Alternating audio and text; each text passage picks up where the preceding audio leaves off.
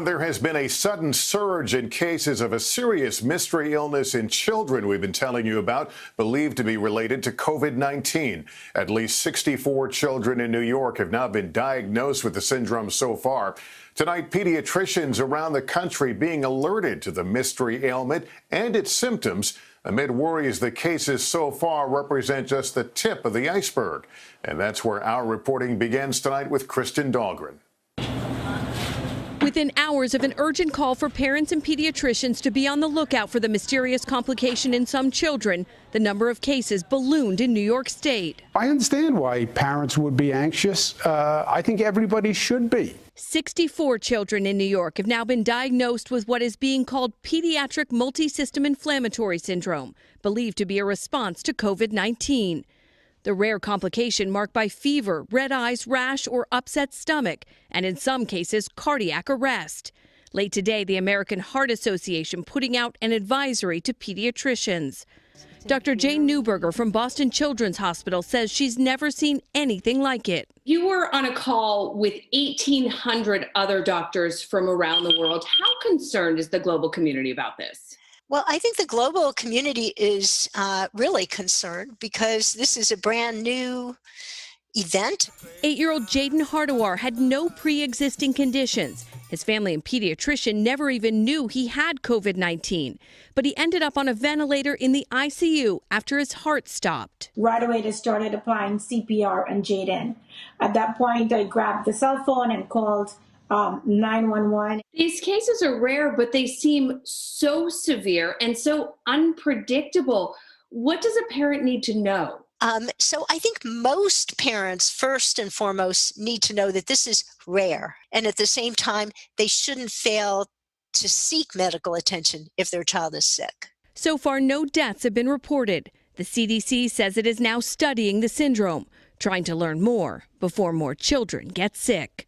Kristen Dahlgren, NBC News, New York. Now to the race to reopen and the deep and sometimes confusing divide that's causing, with the virus still taking many thousands of lives each week. More than half the country is carrying out plans to get people back to work, while others simply defy the rules.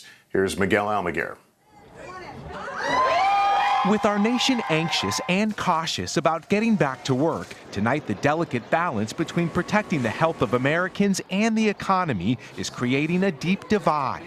After the highest single-day death toll in Illinois, stay-at-home orders remain in effect. But in East Peoria, the mayor is urging businesses to ignore the governor's orders. If we don't follow state guidelines, we could get some huge fines. The mixed messages playing out nationally come as some 10,000 Americans died from coronavirus complications every 5 days over the last month. In Texas, where COVID cases surged 35% since last week, the defiance has led to detention. I'm not closing the store. After Shelley Luther opened her doors in Dallas, a judge put the salon owner behind bars for 7 days. At this West Virginia barber shop, customers are crossing the Pennsylvania state line to get a haircut. In California, this was the scene to get into a mall that should not have been open. With the lockdown looming over businesses in Los Angeles, more and more say they won't survive the crisis. Tonight in states like Alabama and Utah, shopping centers are opening their doors. By Sunday, at least 43 states will have completely or partially reopened. In Mississippi, where the death toll just hit a high, there is an appetite to return to restaurants. About as excited as an 87-year-old man can get. But there is troubling news at food processing facilities where new cases plague plants. Nationally, some 5,000 workers in 115 locations have fallen ill. A troubling sign, business as usual is anything but that. Miguel Almaguer, NBC News, Los Angeles. This is Gabe Gutierrez in Lafayette Township, New Jersey, where Todd Applebaum is a first-generation farmer who says his wholesale business to restaurants is wiped out. I thought we were going to close, I'll be honest with you. But now he's found a new lifeline. If you weren't able to sell at open-air farmers markets, what would happen to your business? I would be completely shut down. He's relying more on markets like this one, where he and other farmers can sell directly to customers, cutting out the middleman. We actually are looking into online shipping. Across the country, the meat industry is rattled after processing plants shut down over coronavirus concerns. Today, a major JBS plant partially reopened in Worthington, Minnesota, and a Tyson Foods plant in Waterloo, Iowa is set to resume limited operations tomorrow. But Tyson stock is down 39% from last year. Nationwide, daily cattle production has dropped 34%. It's not a supply problem. There's plenty of live animals. It's a supply chain problem. So we can't get those animals to market to be able to be consumed. That caused beef shortages at a growing number of Wendy's restaurants and prompted meat purchase limits in major grocery chains. Small farmers are now racing to reinvent themselves. Looks like we're going to be doing more retail and less wholesale, more in the farmers markets, more on the website. Even as the supply chain breaks down, farmers like Todd Applebaum are searching for new ways of connecting with their customers directly to survive. Lester? All right, Gabe Gutierrez this evening, thank you. And as more businesses open their doors again, even in areas where the virus is spreading, Jolene Kent tonight on how they're trying to bring customers back and the restaurant chain sparking outrage in the process. As businesses reopen, there's a patchwork of policies triggering new concerns. Workers at 5 Dallas restaurants owned by Hillstone, a popular national chain, tell NBC News they were told not to wear masks on the job. We have to stop the spread and everything, so it's probably not a good idea. I probably would not dine in at a restaurant if the servers weren't wearing a mask. Outrage spilling over on social media. One customer saying not letting your employees wear masks during a global pandemic is insane. Hillstone did not respond to NBC News' request for comment, but did reply to the Post, saying our staff members who felt comfortable working without a mask are covering the limited number of shifts we have available.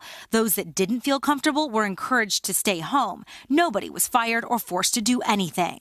On Hillstone's website, the company tells Texas customers, if you are concerned about your safety in this respect, we hope you'll join us at a later date. But in an executive order on reopening, Texas Governor Greg Abbott says businesses and customers should use good faith efforts to follow health protocols and encouraged everyone to wear appropriate face coverings. The key is following your state or local guidelines. There are a lot of challenges they have to follow, but really just follow the local guidance. And several big retailers sharing their new plans to keep employees and customers safe. The Gap reopening 800 stores by the end of May, with shorter hours and face coverings provided for employees. And when it's time, registers guarded with plexiglass. Expect similar changes at Kohl's and Nordstrom, and big changes coming to theme parks. Shanghai Disney Resort is opening Monday, the company considering allowing fewer people into its parks at once, more health screenings, and virtual lines to maintain social distance at Disneyland and Disney World. A blueprint for what comes next. Jolene Kent, NBC News. Now to an NBC News exclusive, an inside look at Homeland Security's National Biodefense Lab, opened after 9/11 and now focusing solely on COVID-19. Here's Tom Costello with that. It's one of the deadliest pathogens the world has faced in the last 100 years. Trying to crack the coronavirus code is now the top priority at Fort Detrick, Maryland, in the Homeland Security Biodefense Center. Behind these doors, one of the most secure labs in the country.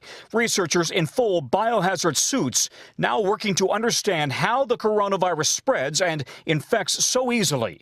I asked senior research scientist Paul Davish about the pressure knowing so many people have already died.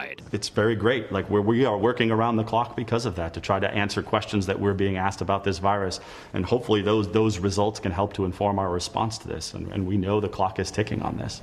Among the most urgent questions, how long does the virus hang in the air and remain infectious? In this aerosol chamber, researchers recreate the sunlight, heat, and humidity levels for any climate in the country, from New York in springtime to Arizona's deserts to Florida's beaches. If the virus can remain airborne, it could potentially spread more easily through hospitals, prisons, meatpacking operations, schools, and nursing homes. We're most concerned about the really small droplets that you can't see, because those are the ones that get down deep into your lung. And for most infectious agents, that's when you get the worst possible infection. Those could be deadly. Those could be deadly. droplets smaller than a human hair. Researchers already know the virus can survive on cardboard for 24 hours, plastic and steel for 3 days, glass for 4 days. Last month, this lab announced that common household disinfectants can quickly kill the virus. But another critical discovery received less attention. The pathogen does not survive well in direct sunlight and at certain humidity levels. What we have found so far is that sunlight seems to be very detrimental to the virus. And so within minutes, the majority of the virus is inactivated on surfaces and in the air in direct sunlight. That could mean the virus would die quickly on anything left outside, from playground equipment to backyard furniture to shopping carts. It's not clear whether sunlight kills the virus on skin. Our preliminary results say yes, that the sunlight on plastic will inactivate the virus very quickly. Potential good news for anyone anxious to get outside. Researchers say the fact that this virus dies quickly in direct sunlight but can live for days on surfaces inside could directly affect how Americans live and play this summer. Hey, NBC News fans, thanks for checking out our YouTube channel. Subscribe by clicking on that button down here and click on any of the videos over here to watch the latest interviews, show highlights, and digital exclusives. Thanks for watching.